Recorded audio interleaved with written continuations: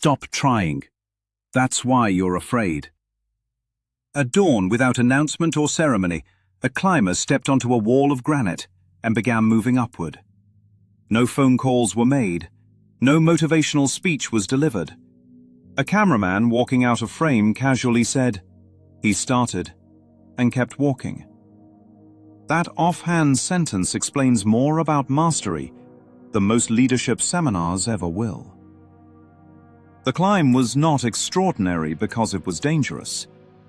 It was extraordinary because of what was absent: hesitation, narration, and psychological distance. The night before, his girlfriend left him alone, not because love was lacking, but because something else was required: undivided attention. In the morning, there was no dramatic preparation ritual. There was only movement. Modern language misleads us here. We tell people to be careful, as if care is something you add on top of attention. We praise those who try their best, as if trying is a virtue rather than a signal of division. But when attention is total, there is nothing to add. Care exists only when the mind is split between now and later.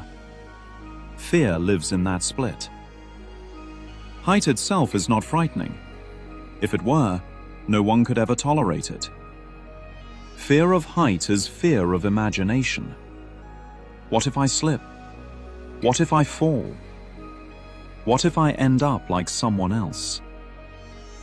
These questions are not asked by the rock.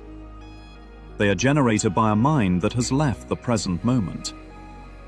On the wall, there is no "up there." There is only right here. One contact point at a time. Hand, foot, texture, balance. Fear requires a future to threaten. Presence gives it nowhere to land. This same law appears in gentler form on a golf course. Don't try to hit the ball. Hit the ball. Trying implies distance. Trying assumes separation between the self and the act. Trying inserts time, commentary, and outcome management. Hitting collapses all of that. There is no golfer over here and ball over there. There is only contact. This is the thread that binds a golfer on a fairway to a climber on a vertical wall. Trying is imagination. Contact is reality. Modern culture celebrates effort while quietly ignoring attention. We reward visible struggle and mistake inner noise for responsibility. But mastery does not come from adding more thought. It comes from subtracting it.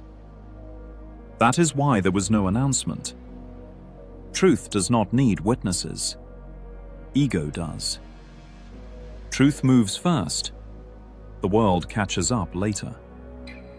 If the climber allowed himself to think the way most of us do, replaying the past, forecasting disaster, narrating identity, he would not merely fail, he would never leave the ground. The real danger is not the height.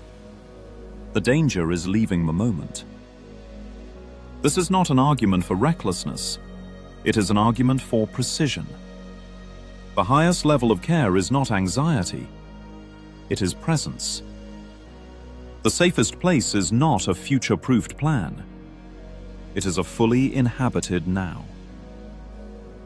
We keep telling ourselves to try harder, to be more careful, to think one step ahead. Perhaps that is why we are so tense. There is no try. There is only the ball. There is only the hold. There is only the moment. And when life is met directly instead of managed from a distance, fear does not need to be conquered. It simply disappears.